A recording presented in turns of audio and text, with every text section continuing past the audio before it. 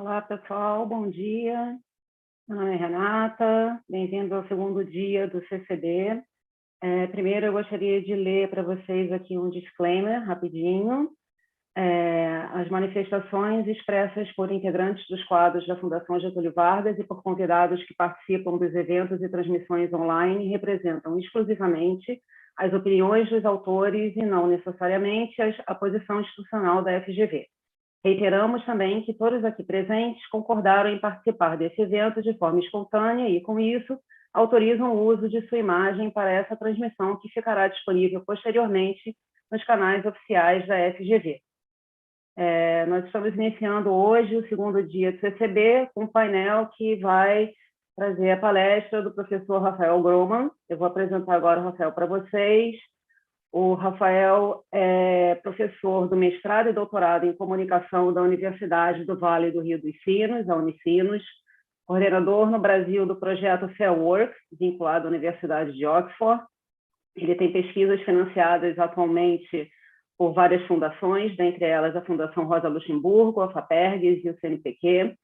Ele é integrante da Rede Terra Comum, coordenador do Observatório do Cooperativismo de Plataforma, diretor científico da Associação Nacional dos Programas de Pós-Graduação em Comunicação, COMPOS, foi pesquisador do projeto Histories of AI, Genealogy of Power, e o Rafael atualmente está fazendo uma pesquisa sobre as fazendas de clique. O Rafael hoje vai falar para a gente sobre as plataformas de trabalho e a interseção com o mundo do consumo. Rafael, agora é com você aí. Agradeço em nome de toda a comunidade do CCB e estamos ansiosos para ouvir você. Beleza? Bom dia a todo mundo. Muito obrigado pelo convite, ao Marlon, a Renata. É um prazer estar aqui com vocês na FGV. Primeiro, vou dividir minha fala em três partes. Primeiro, a introdução a este tema que vocês me deram com as batatas assando, assim, do futuro do trabalho e do consumo no Brasil. Uma introdução a isso. Depois eu vou caminhar para as profundezas distópicas e depois a gente vê algumas possibilidades e saídas. Primeiro, um pouco da minha relação com o tema. Eu estudo comunicação e trabalho há mais de 10 anos e também flerto com comunicação e consumo há mais de 10 anos. Acho até mais, uns 15 anos. Em termos de entender, no caso nosso da comunicação, como é que produção e consumo se rearticulam. E isso, se a gente for pensar, seja numa vertente marxiana, lá nos escritos do Capital, o próprio Marx coloca a importância de pensar um circuito de produção e consumo. Ele tem uma frase que é genial, que fala... A comida com garfo e faca não é a mesma comida que você come com as mãos. E isso para dizer como é que o consumo interfere na produção e a produção interfere no consumo. Isso foi reapropriado, de alguma maneira, para pensar as dimensões mais simbólicas do consumo com o Stuart Hall, quando vai pensar um circuito de produção e consumo alinhado mais a bens simbólicos e a produção e a circulação de significados. A circulação de sentidos e significados está nessa relação entre trabalho e consumo. né? Está muitas vezes no entremeio ou alguma coisa assim. De maneira que, sempre quando a gente está falando de consumo, mesmo que de maneira ainda hipotética ou algo assim, a gente está, de alguma maneira, espelhando questões dos processos produtivos, e a mesma coisa quando a gente está falando de trabalho. De alguma maneira, a gente também está pensando em um circuito mais amplo, ainda que não esteja no foco naquele momento. Os rituais de consumo que a gente vê, seja unboxing, eles estão ligados a processos mais amplos que envolvem infraestruturas, que envolvem processos produtivos, e é importante a gente pensar nisso. É muito interessante como, no mainstream, nas últimas décadas, falou-se muito do fim de uma sociedade do trabalho e de uma sociedade do consumo ou do conhecimento. Isso na década de 90 era muito forte. Sociedade da informação. É interessante a gente revisitar esses termos no mundo de hoje, porque talvez a gente visse que era mais uma sociedade da desinformação. Ou como que essas nomenclaturas vão encapsulando as nossas formas de produzir e de circular conhecimento. Então, primeiro, uma provocação nesse sentido, dessa articulação e que o próprio título que vocês deram, me incumbiram de falar, fala dessa intersecção entre trabalho e consumo, né? Embora seja difícil de articular, às vezes, numa mesma pesquisa, todas essas dimensões, mas que dão a ver isso. Por exemplo,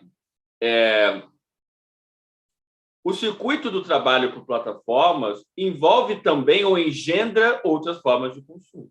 Ou tem a ver com um certo circuito de, ok, eu, Rafael, sou um freelancer que estou cada vez com mais job para fazer e me pagando menos, e isso me deixa com menos tempo para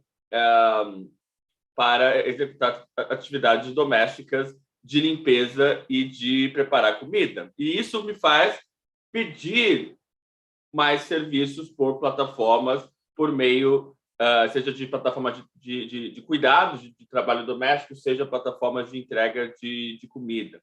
E todas essas dimensões de praticidade ou algumas dimensões que trazem também tem a ver com essas noções tanto de processos produtivos como práticas de consumo.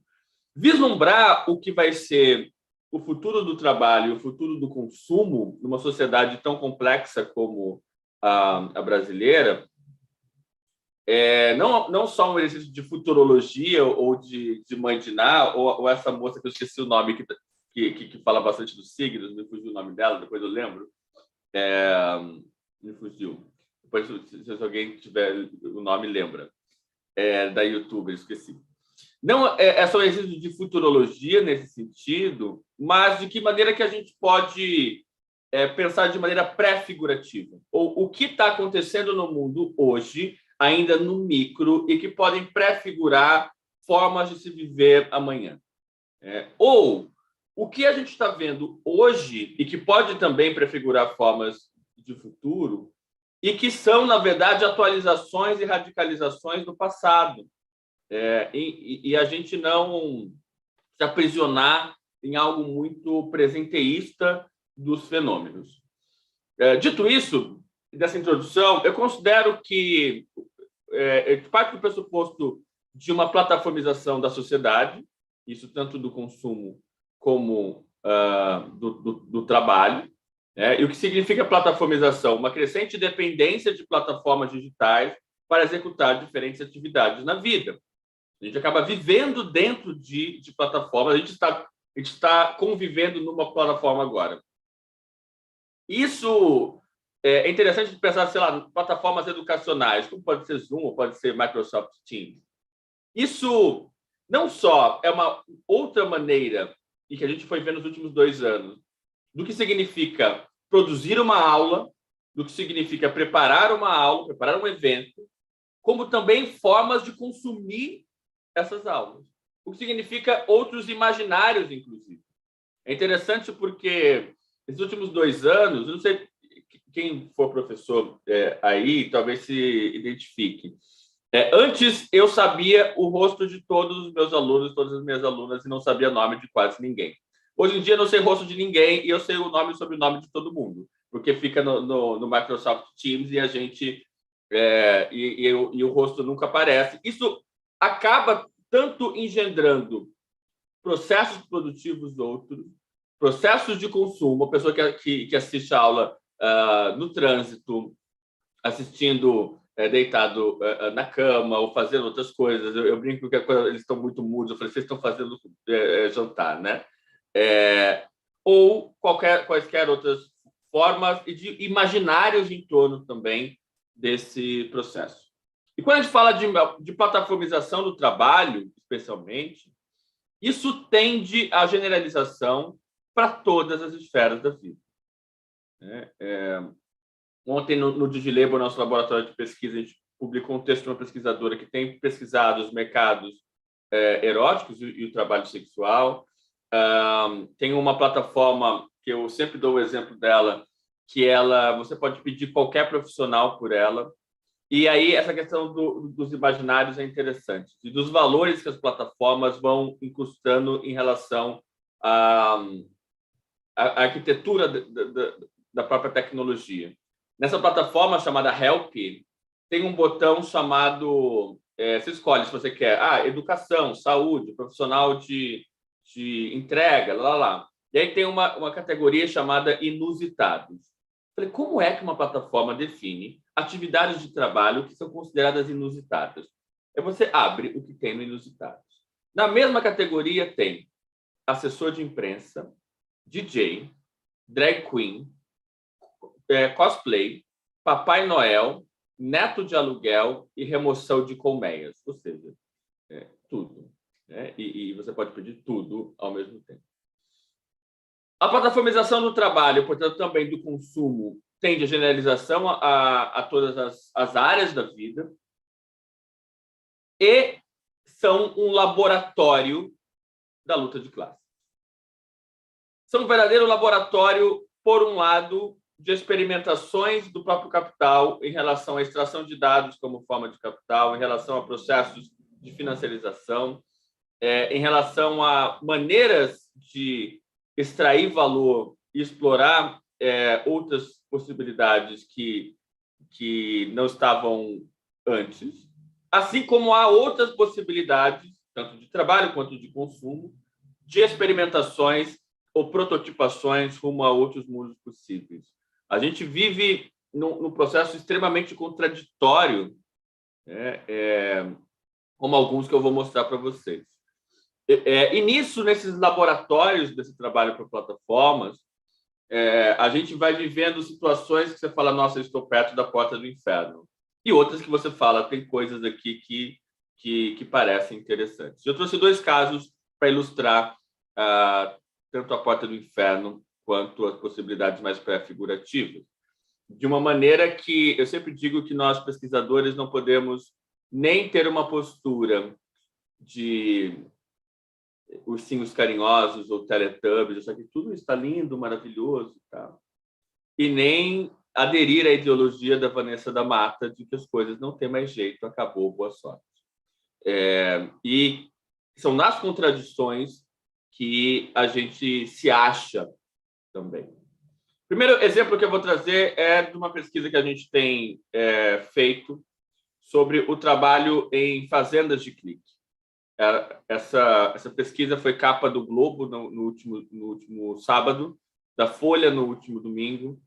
A gente lançou um desenho animado sobre essa pesquisa no mês passado e, de alguma forma, mostra um aprofundamento dessa plataformização do trabalho numa sociedade como brasileira.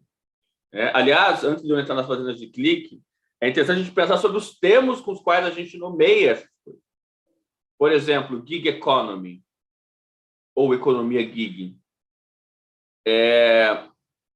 Essa expressão não diz nada sobre a sociedade brasileira.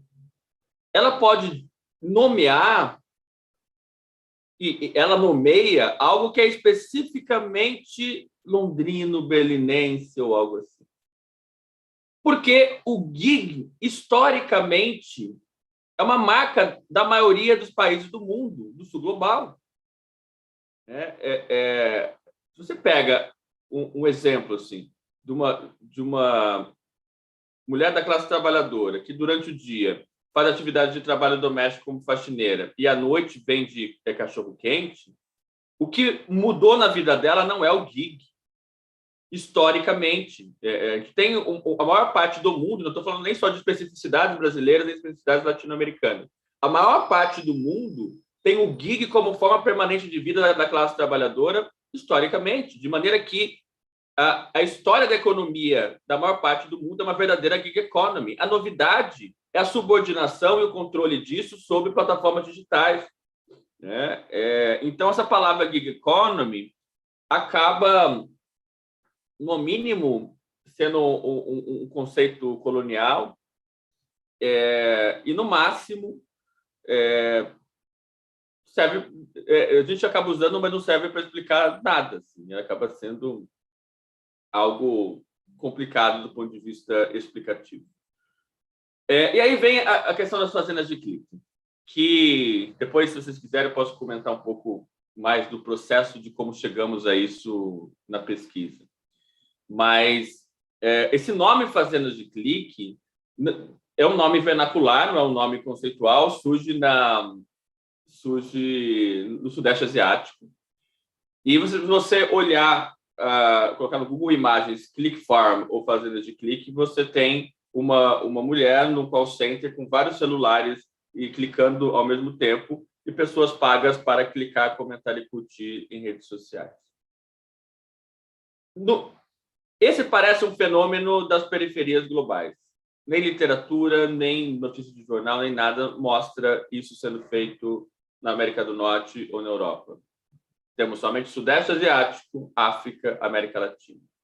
E me parece que no Brasil tem uma especificidade desse tipo de plataformas, porque daí no Brasil não são call centers, são plataformas. São plataformas baseadas em websites, como um tipo do que a gente chama de plataformas de microtrabalho ou microtarefa, cujo principal exemplo é a Amazon Mechanical Turk, ou plataformas cujos trabalhadores alimentam dados para a inteligência artificial. Hoje estima-se que no Brasil tenham mais ou menos 50 plataformas de microtrabalho no Brasil. E as fazendas de clique seriam um subtipo dessas plataformas de microtarefa, em que trabalhadores são pagos para realizar pequenas atividades. Eu tenho certa discordância desse nome microtarefa, porque todo trabalho é uma atividade humana que compreende o corpo todo, mas é um nome que tem sido difícil de nomear esse tipo de atividade. O que são fazendas de clique numa sociedade brasileira? Ou o que fazem? Uma coisa assim, bem Globo Repórter, vou fazer a Sandra Annenberg aqui. O que fazem, o que comem? Primeiro, elas prometem, elas são, no caso do Brasil, empresas de marketing, se dizem de marketing digital e redes sociais, que prometem para os clientes seguidores reais no Instagram e no TikTok, às custas de uma falsa automação ou de um trabalho invisível por trás disso, que é sobre o trabalho de muita gente a custo de 0,006 centavos. São empresas brasileiras localizadas em Goiânia, no interior do Rio Grande do Sul. As biografias dos seus donos passam, às vezes, até por empresas de tecnologia e tal. E os trabalhadores trabalham remotamente por plataformas desde suas próprias casas. As maiores empresas no Brasil, uma delas tem um nome muito direto, chama Ganhar no Insta. E a outra chama Dizu. No passado já tiveram outras maiores, assim. Mas hoje essas duas são as principais. Eu vou ler para vocês a missão de uma das empresas, que é a Dizu, para vocês verem onde é que estamos.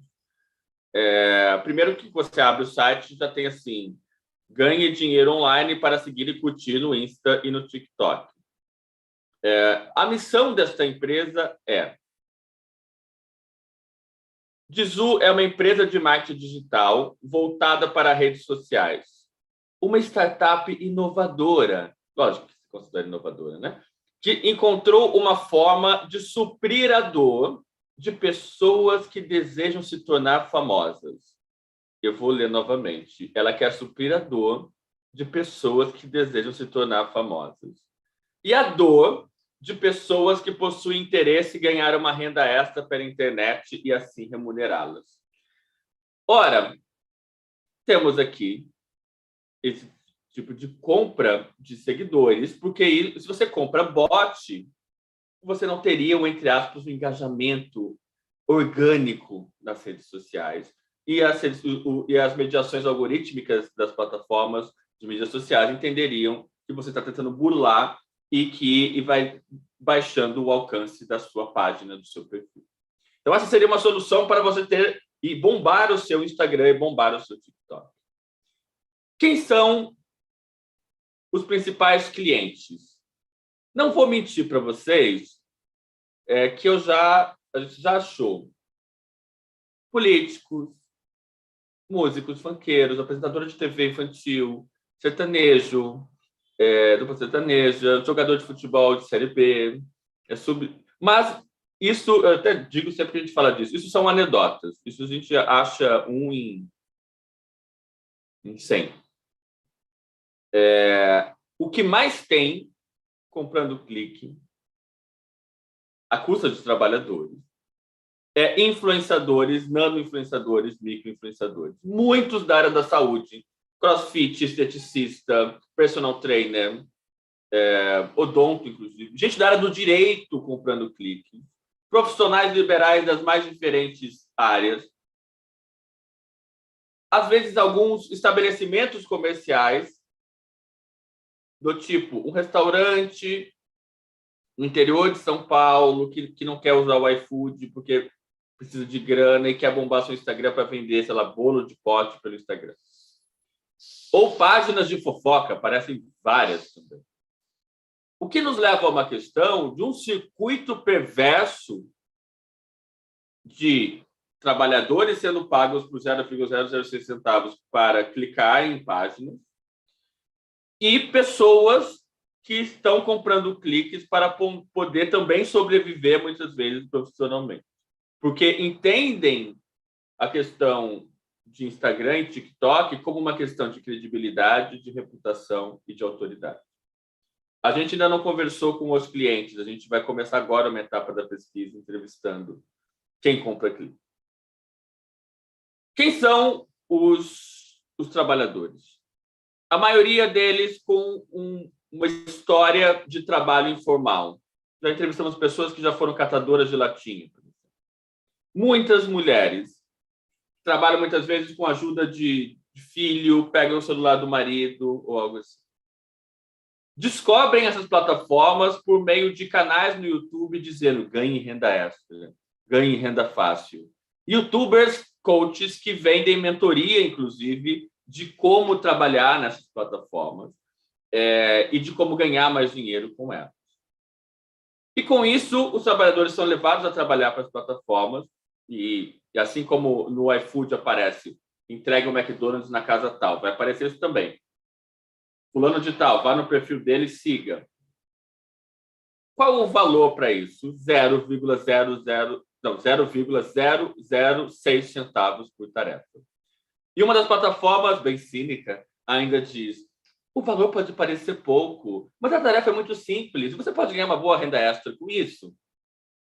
Olha, e nisso já teve uma época que eles eram pagos, inclusive, para dar dislike em vídeo do YouTube, o que mostra uma possível relação entre as fazendas de clique e redes de ódio. Atualmente, as plataformas mais usadas são Instagram, TikTok e Quai. Como o valor é muito baixo, os trabalhadores são obrigados a criar contas fake. As plataformas dizem que têm detecção de contas fake e que vão eliminar os trabalhadores que usarem contas fake. Só que desde quando você vai simular o quanto você ganha nas plataformas, ele já diz: você quer trabalhar com quantas contas? 2, 5 ou 10. Olha, quem tem 10 contas de Instagram, né? Ou seja, alguma delas vai ser fake. E as plataformas vão dando dicas. Só aceitamos contas com 15 seguidores, 3 fotos e tal. Porque isso eu chamo essas plataformas de parasitas. Elas dependem das infraestruturas e das APIs das plataformas de mídias sociais para poder sobreviver. E aí vão tentando burlar como fissuras no poder algorítmico o que as plataformas de mídias sociais entendem como atividade suspeita. Então, você não vai conseguir colocar uma conta fake sem nenhum seguidor, tem que ter um padrão mínimo. Esse padrão mínimo leva ao que eu estou chamando carinhosamente de seja bem-vindo à porta do inferno. Gera um mercado paralelo nos grupos de WhatsApp de venda e compra de contas fake, que é uma verdadeira atualização de um camelô 4.0, ou de uma feira livre plataformizada, ou de uma deep web no trabalho plataformizado. Tem uma conversa que ficou na minha mente. O cara fala assim, vendo contas boas por 90 centavos. Um outro vendedor fala, eu faço por 80 para vocês. Um outro vendedor fala, estou fazendo mais barato, 70 centavos. Eu falei, gente, isso é uma feira livre de contas fake. E aí, a gente vai descobrindo nessas camadas da pesquisa que cada trabalhador vai ser um estado não só a trabalhar para as plataformas, mas também a ser um potencial revendedor de contas, porque as contas vão sendo bloqueadas, e quando as contas são bloqueadas, os trabalhadores não são pagos os míseros 0,006 centavos. E eles vão criando um exército de contas fake que alimentam essas plataformas. E esse mercado paralelo, como o Demogorgon de Stranger Things, que, aliás, hoje é a 4ª temporada, é mais perigoso do que a própria relação com as plataformas, porque é um monstro que vai sendo criado e que você não consegue segurar. E aí, cada trabalhador vai sendo levado a ser um revendedor. Várias artes, sou um revendedor fulano de tal, compre contas boas comigo. Gente, a atividade de revenda é uma marca do Brasil e da América Latina, de alguma maneira, mas desde revenda, e olha como isso também envolve sempre trabalho e consumo. A revenda é o que articula produção e consumo. Desde revenda de brinquedos falsificados no Paraguai a revenda de produtos da Natura, você tem essa mesma palavra sendo usada, atualizada, quase radicalizada para dizer, no ano de 2022, o que está pegando é revenda de contas. E aí, não só mais revenda de contas para as fazendas de clique.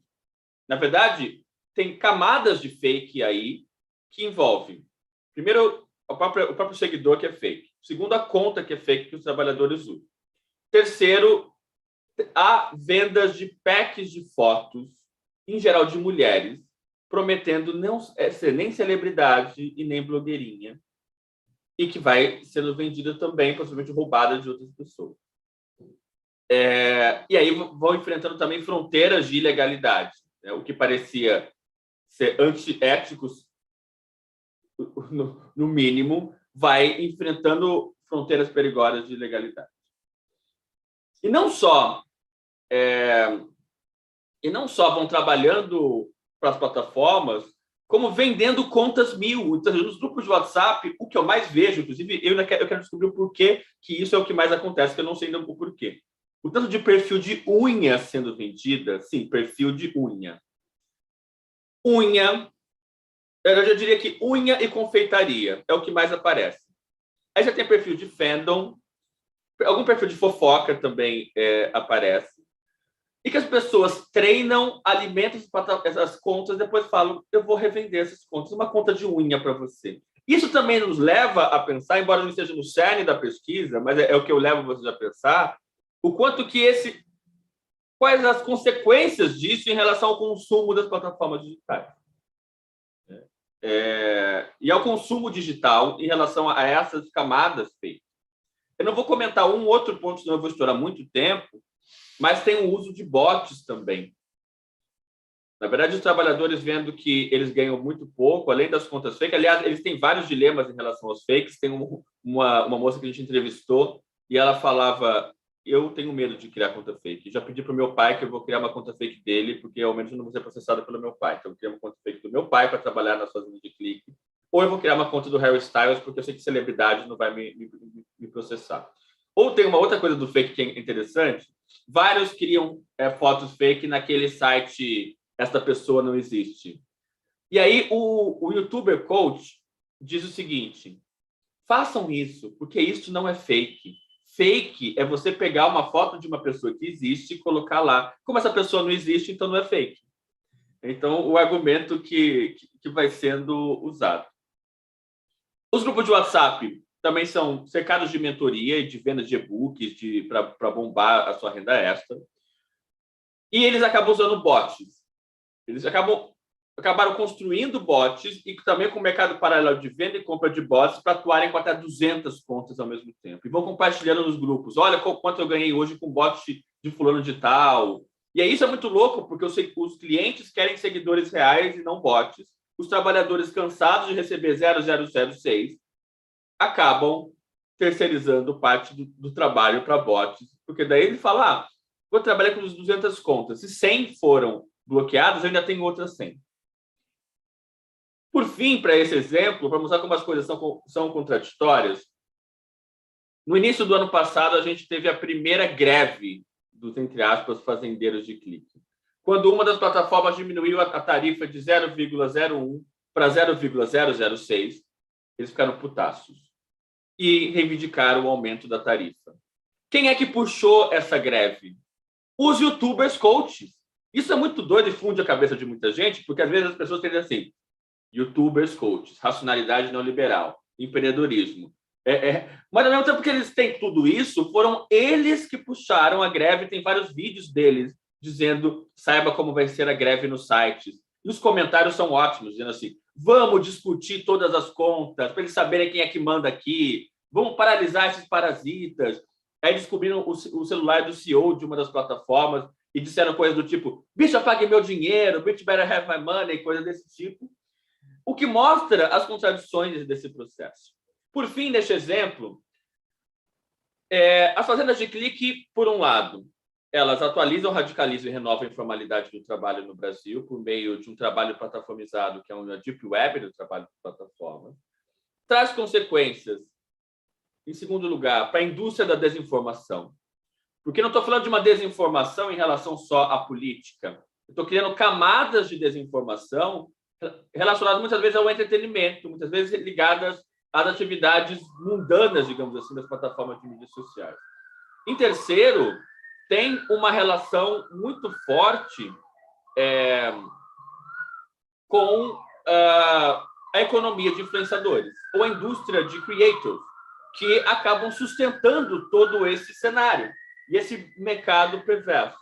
Então, esse é um pouco de um cenário desse laboratório do trabalho de plataformas que é mais distópico. Porém, o Marlon, quando me fez o convite, ele queria que eu falasse mais, inclusive, das partes mais interessantes, mas eu não podia deixar de falar das fazendas de clique, porque eu acho que muita gente não conhece e é importante de se conhecer. Mas, por outro lado, existem uma série de outras manifestações. Aliás, para quem é do direito, possivelmente, regular esse tipo de plataformas é uma coisa muito complicada, porque uma coisa é se regular uma plataforma que vai alimentar a inteligência artificial. Como que você regula algo que, na raiz, já é feito? Tem um desafio aí regulatório também. Mas, nesse laboratório do trabalho por plataformas, eu vinha dizendo que nem só de distopias se vive, mas tem havido um movimento forte de construção de cooperativismo de plataforma, que a gente tem observado com muita atenção. A gente criou um observatório sobre isso, a gente está fazendo uma série de eventos sobre cooperativismo de plataforma em políticas públicas, no sentido de, será que precisamos somente das Big Tech? Ou será que tipo de imaginações e prototipações podemos construir, não só no setor de entrega, em relação a plataformas com outros valores? Então, o que é o cooperativismo de plataforma? É a articulação, aliás, eu gosto até de te falar de algo mais amplo, de tecnologias de propriedade de trabalhadores, consumidores ou comunidades locais, que podem nem ser necessariamente cooperativas, nem ser necessariamente plataformas, até porque a gente já está tão lotado de plataformas e às vezes cai num tecnosolucionismo de um outro lado. O que são plataformas cooperativas, ou desse movimento mais amplo chamado cooperativismo de plataforma? São organizações que articulam potenciais de plataformas digitais com organizações do trabalho que sejam mais justas e que vão articular algumas características como trabalho decente. Eu coordeno no Brasil um projeto chamado Fair Work, como a Renata falou.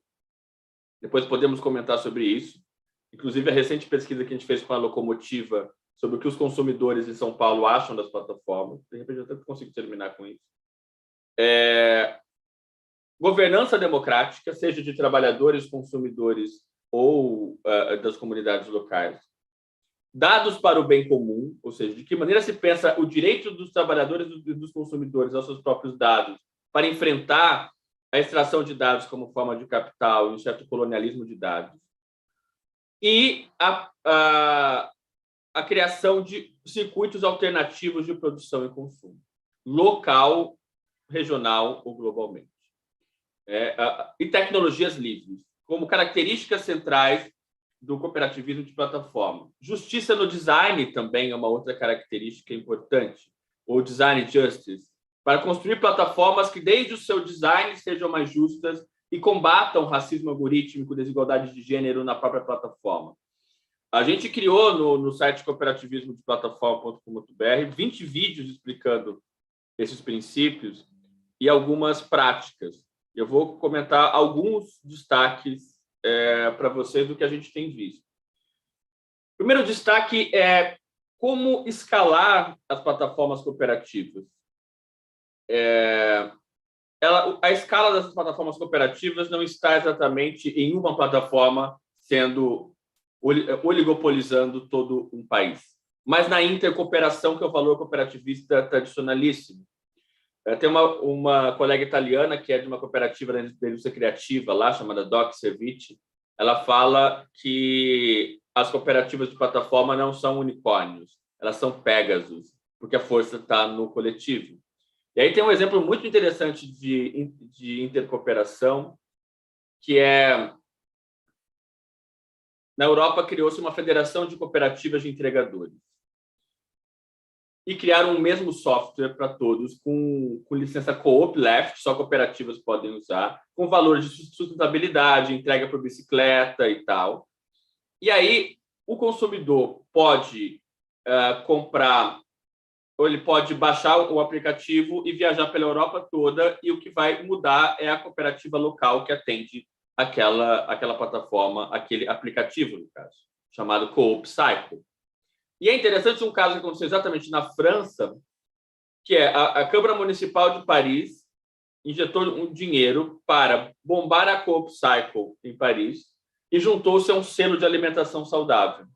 Ou seja, era uma política pública, ao mesmo tempo de trabalho decente, de promoção desses circuitos alternativos e de alimentação saudável, para garantir que as cooperativas de entregadores não iam entregar de McDonald's e que iam criar realmente outros circuitos, e que envolvia tanto a questão tecnológica, a questão da organização do trabalho e a promoção de alimentação saudável. Outro exemplo interessante é um subtipo de cooperativas de dados. Nos Estados Unidos tem uma cooperativa de motoristas chamada Driver Seat, e o negócio deles não é cooperativas de motoristas por si mesmos. Eles continuam trabalhando para Uber, continuam trabalhando para as grandes plataformas, mas eles coletam dados deles mesmos e depois revendem para as agências públicas, para que elas dependam menos das Big Tech, para conseguir fazer planejamento urbano, fazer planejamento do tráfego das cidades e do planejamento das cidades de maneira geral. A Driver Seat é um exemplo, assim como tem Poly e outros exemplos, de que é preciso também prefigurar cooperativas que sejam ligadas a dados. Outros exemplos interessantes. Tem uma plataforma de streaming de música chamada Resonate, que é ao mesmo tempo de propriedade dos músicos e dos consumidores. A Resonate é muito focada em música eletrônica, num contexto mais alemão, mas se você paga 0,0 alguma coisa centavos para ouvir cada música, e se você ouve 10 vezes a mesma música, você passa a ter uma pequena propriedade sobre os direitos autorais daquela música. E essa é uma articulação, como algumas plataformas cooperativas têm feito, entre produção e consumo, ou de produtores e consumidores no mesmo arranjo de plataforma cooperativa. Assim como a gente tem plataformas cooperativas na área de streaming, como a Mins TV, que é muito interessante. E na América Latina tem começado a surgir uma série de protótipos ainda, de não exatamente plataformas, mas de cooperativas e coletivos que estão tentando se plataformizar, ainda muito no setor de entrega. Eu diria que na América Latina, especialmente no Brasil, é um dos lugares no mundo que mais tem aparecido cooperativas e coletivos de entregadoras mulheres e de entregadores LGBTQIA+, de maneira geral, que ainda estão procurando formas de construção de tecnologia. E tem um caso muito interessante do MTST, que construiu, a partir do seu núcleo de tecnologia, o Contrate Quem Luta, que é uma extensão no WhatsApp que conecta militantes do MTST e pessoas que procuram serviços gerais, de designer a pintor, a pedreiro, a freelancers gerais. E é a construção de uma tecnologia, não exatamente uma plataforma no sentido hegemônico, mas que isso nos leva a pensar, e com isso encerro minha fala, de que temos algo em construção, ainda sem fórmula pronta, que nos convida a prototipar e nos convida a pensar o papel das universidades em conjunto com outros arranjos locais que estão tentando construir os parques tecnológicos para prototipar outras formas de se pensar trabalho e consumo por plataformas, por meio deste movimento mais amplo, ou por meio de outras formas, e que já tem elementos da própria América Latina que ajudam a gente a pensar. Tem um brasileiro chamado Rodrigo Oshigami, depois eu vou colocando uns links para vocês aqui no chat, que eu acabei esquecendo de colocar. Ele vai falar tecnologias do oprimido ou que vão tendo desigualdades algorítmicas acontecem há muito tempo. Assim como existem resistências a isso historicamente na América Latina. Ele vai falar do exemplo de Cuba nos anos 70, de criação de algoritmos para bibliotecas populares e de redes construídas pela teologia da libertação no Brasil. E esse é um convite, assim como tem o CyberSim no Chile também, para que a gente prefigure e imagine outros mundos possíveis, não tendo, nossa, isso aqui eu já tenho tudo certo, mas com essa ideia mesmo de protótipos e de experimentação. Porque eu vejo muitos amigos que falam assim, isso não vai dar certo, porque, na verdade, o próprio cooperativismo tem uma série de limitações, de efeitos de rede, de lobby e tal, mas é falar, mas se isso não dá certo, então eu já fico parado e não construo nenhuma alternativa. Então, para mim, a saída, assim como nos velhos estudos de Jesus Martim Barbeiro, a saída ainda está nas brechas, e é a partir das brechas dos mapas noturnos que ele vai falar das mediações comunicativas, inclusive do consumo, que a gente enxerga formas de resistir às dominações e encontrar tanto questões de prazer e de alternativas à vida. Obrigado.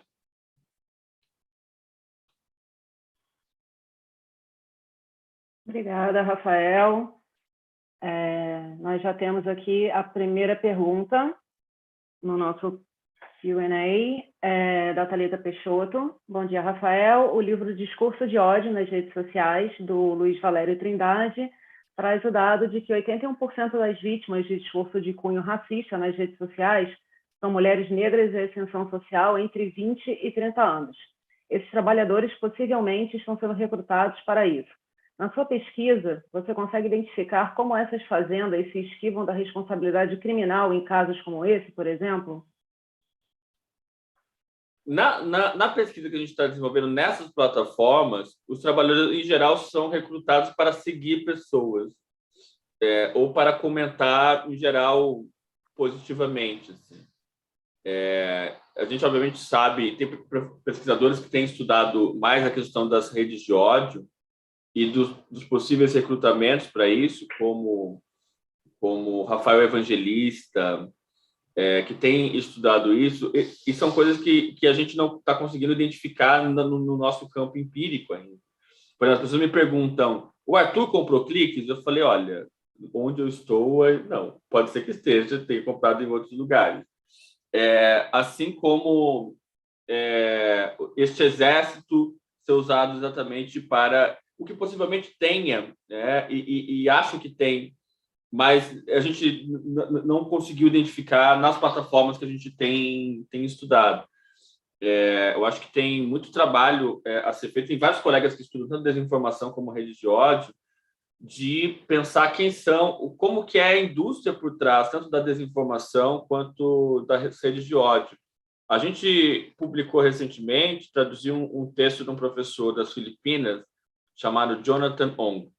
Ele dá aula nos Estados Unidos e o texto chama Trabalhadores e Combate à Desinformação, Perspectiva do Sul Global. É muito interessante porque ele coloca tipos de trabalho de desinformação e de fazendas de trolls para atacar os outros, com base muito nas Filipinas. E tem algo que ele coloca que eu acho importante, que as pesquisas no Brasil acho que não chegaram nesse ponto, que não se trata só de um troll ou de alguns trolls pagos de maneira invisível, mas o papel de atores políticos e também de comunicação, que sou da área da comunicação, de agências de comunicação sendo pagas para circular desinformação e produzir desinformação.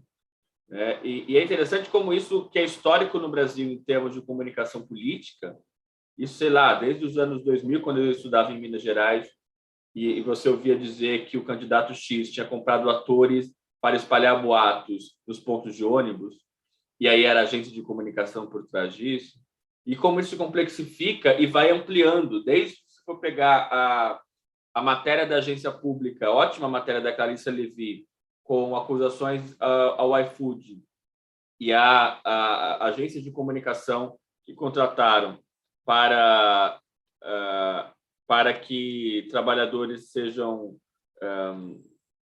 desmobilizados e tal, e criação de perfis fake para desmobilizar os trabalhadores, a gente vai vendo como essas questões são possíveis, né? E incentivo muito que tenhamos mais pesquisas nessa área.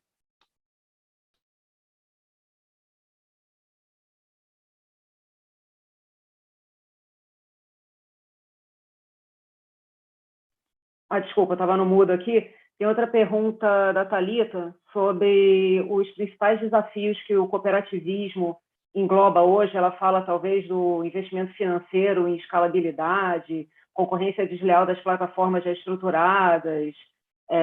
Enfim, se você pudesse comentar um pouco sobre isso também, os desafios do cooperativismo hoje. São muitos. Aliás, no final do ano, o ITS do Rio de Janeiro vai organizar no Museu do Amanhã o Congresso Mundial do Cooperativismo de Plataforma. Acho que isso vai ser bem interessante. Os desafios são muitos, você pontuou alguns. Um deles é o efeito de rede. As plataformas, especial de entrega, mas também de streaming, tendem à oligopolização. Quem é que vai comprar 10 serviços de streaming? Com a economia que a gente tem. Você acaba fazendo tátil. Esse mês tem essa série, vai essa. Depois você vai a outra. E é muito difícil se manter. Tem uma frase que...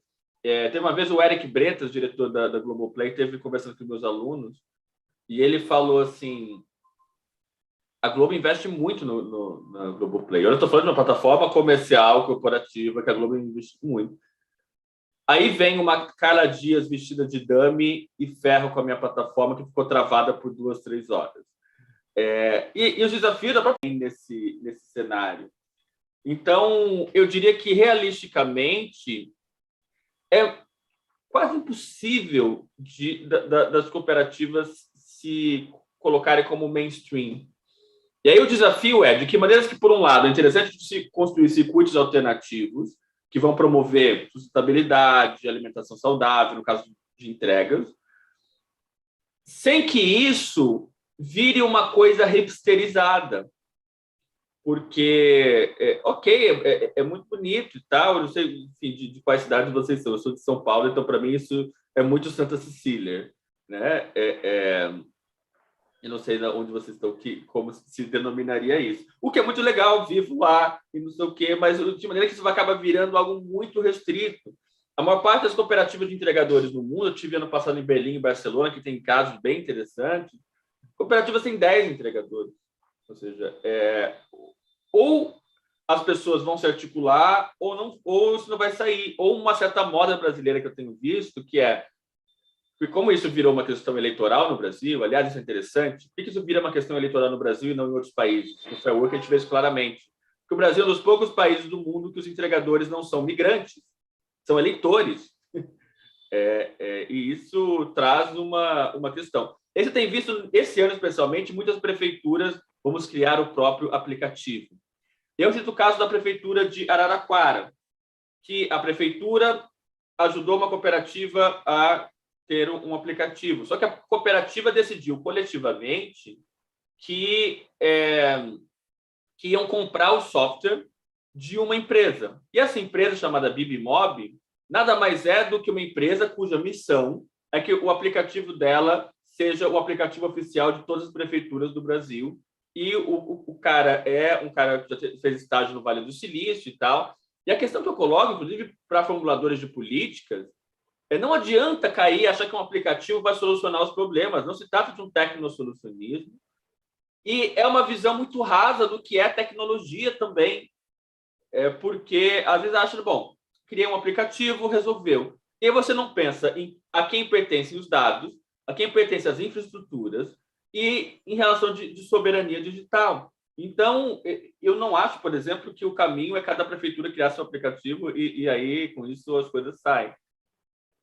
Então, tem esses desafios de mercado, desafios de lobby. Tem um outro desafio que, toda hora que eu falo desse tema, meus colegas do direito do trabalho já vêm puxando minha orelha.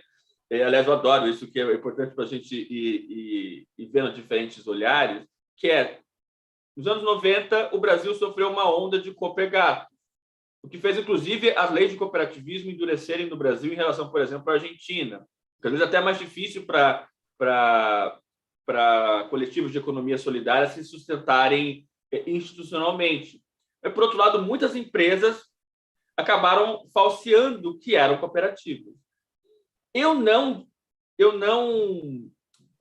me surpreenderia se alguma das plataformas tradicionais, porque eles sabem de todos esses movimentos, viesse com algum lado B dizendo nós também agora temos uma cooperativa, nós também somos mais justos, porque esse também é um pouco do mise-en-scène das plataformas cooperativas. Então, eu até digo assim, para quem é descrente, eu geralmente começo contando as coisas interessantes. Para quem está muito animado, eu prefiro jogar um banho de água fria primeiro, porque é realmente... Eu gosto muito de uma frase do David Harvey, que eu quase tatuaria, assim, que é: as contradições teimam em não se resolver, elas apenas se deslocam e a gente tem que lidar com elas. Obrigada, Rafael. A gente tem mais duas perguntas aqui. A primeira da professora Letícia. Obrigada, Rafael, por trazer tantas reflexões desafiadoras. Qual ou quais são os elementos de maior violência com que você se deparou? O que mais te choca na sua pesquisa? Violência... Olha, eu acho que é esse elemento que está chegando agora e tem a ver um pouco com a próxima pergunta, que eu não esperava, quando eu comecei a pesquisa, enfrentar a questão de mercados ilegais, né? Ou chegar a grupos de WhatsApp em que não só se vendem e se ajuda com isso, mas também há uma série desde venda de gato net de Netflix, além da própria violência em relação ao que é o próprio trabalho dessas pessoas que são colocados. E é muito... essa realidade é muito violenta, em termos de... Uma das frases que mais me chocou é da mulher que me disse: eu já trabalhei como catadora de latinha, durante a pandemia até isso ficou difícil, e eu enxergo trabalhar nesses sites como uma oportunidade. Isso, para mim, enquanto pesquisador, professor, classe média, enfim, isso é muito chocante. Eu diria que, de violência, o cenário que mais me chocou nessas pesquisas sobre trabalho de plataforma, é uma pesquisa que eu não fiz, mas que está muito brilhantemente colocada num documentário chamado The Cleaners, que, para mim, é um dilema das redes bem feito, que vai mostrar as pessoas que são pagas para moderar conteúdos sexuais, de pedofilia, de esquartejamento, em call centers nas Filipinas e na Indonésia, terceirizados de grandes corporações como Twitter, Google. E isso fez com que o Facebook fosse obrigado a pagar uma indenização de milhões de dólares porque os trabalhadores desenvolveram estresse pós-traumático como se tivessem voltado de uma guerra. Agora, o que mais me choca, o que é um pouco diferente da questão da violência, essa pesquisa, eu diria que é um choque constante. A gente caiu nela um pouco por acaso, porque a gente teve um projeto de Cambridge aprovado para entrevistar mulheres brasileiras que atuavam para diferentes plataformas de microtarefa. E quando a gente começa a mapear quais plataformas de microtarefa existem no Brasil, a gente cai nas fazendas de clique. E aí é uma coisa que vai mudando muito o tempo todo, né? Eu diria que é uma aventura constante. Obrigada, Rafael. A próxima pergunta, né, do professor Benjamin. Parabéns pelo trabalho, Rafael. Em linha com o trabalho sendo desenvolvido pela professora Rosana Pinheiro Machado com trabalhadores de aplicativo, você nota o que sobre aspectos ideológicos nesses profissionais e como seria o papel das plataformas nessa construção? Legal. Eu diria que eu primeiro dizer que eu estou na equipe da pesquisa da professora Rosana Pinheiro Machado. Então, estamos trabalhando juntos e estamos juntos nessa. E é uma grande pesquisa. Eu vou trazer duas observações. Uma de um colega inglês chamado Callum Kent. É muito interessante. Ele foi entregador na Inglaterra. Tem um livro chamado, no Brasil ficou chamado como Delivery Fight. E ele começa no livro dizendo: os entregadores brasileiros na Inglaterra têm as melhores táticas de greve. Os entregadores brasileiros foram os primeiros a fazer uma greve em Brighton, no Reino Unido. Aí, na sétima vez, ele cita 7 vezes brasileiros no livro dele. Na sétima vez que ele cita, ele fala: mas eu descobri que eles eram bolsonaristas. Aí eu cheguei para o Callum e falei assim: Callum, você com a sua imagem toda britânica, você vai vendo que o Brasil é muito forte. Aliás, isso motivou a gente a fazer uma pesquisa sobre entregadores brasileiros na Inglaterra e descobrimos que muitos vêm de Goiânia, assim, uma coisa bem interessante. Em termos de... Eu diria que é muito complexo de falar um perfil de trabalhador por plataformas, no geral. Porque, por exemplo, o perfil do entregador é diferente do perfil do motorista, que é diferente do perfil de quem trabalha para a Amazon Mechanical Turk, tem muita gente com mestrado e tal, de quem trabalha para fazendas de clique. Eu consigo hoje, a partir das pesquisas, ver um pouco mais claramente a questão dos entregadores, que é muito difusa. Você tem ainda muito essa questão da racionalidade empreendedora neoliberal forte, ao mesmo tempo que há uma ressignificação disso. Não sei se um dia eu sou empreendedor, mas eu sou autônomo, alguma coisa assim, e as plataformas, óbvio, que colocam muita carga nisso, mas essa racionalidade se expressa, isso é geral para todos, aliás, quando eles compartilham os ganhos deles nos grupos de WhatsApp. É uma tônica que aparece em todas as categorias, de veja quanto eu ganhei, e se eu ganhei, vocês podem ganhar também. Você tem o papel de youtubers de todas as categorias, como skill makers, ou seja, como se fizessem construtores das habilidades e de treinamento e mentoria dos trabalhadores em várias categorias. Ainda é muito complexo. A gente acabou de fazer uma pesquisa qualitativa em São Paulo e Porto Alegre com entregadores, com essa questão mais de identificação política. E ainda é muito difuso, né? Você tem tanto o Bolsonaro quanto o Lula, mas o que mais aparece é nada me representa, não vejo futuro nesse país, não vejo futuro na política, algo mais de ser desacreditado, né? Ao mesmo tempo, a gente fez uma pesquisa encomendada para o Instituto Locomotiva com moradores de São Paulo, consumidores em geral, e uma das perguntas foi: qual partido você acha que os motoristas entregadores se identificariam mais? A maioria disse nenhum. Mas o primeiro partido que aparece é o PT. Então, daí, qual partido se interessaria por eles e não eles pelo partido? Então, são visões que são distintas. Mas, tanto eu como Rosana, a gente deve apresentar resultados dessa pesquisa em breve, trazer mais resultados. Rafael, A gente agradece muito a sua palestra, foi maravilhoso. Agradeço também a plateia pelas perguntas. A gente já chegou aqui ao nosso tempo aqui limite, né, das 11 horas. Né, tem os próximos painéis daqui a pouquinho. Então, gostaria de agradecer a sua presença, agradecer aos organizadores do evento, né? E convidar o pessoal para o próximo painel, que começa às 11h15, né? O painel das teses e experiências de diálogo por recém-doutores. Tá bom? A Isabela já colocou aí o link no Zoom. E até a próxima, pessoal, então. Obrigada, tá?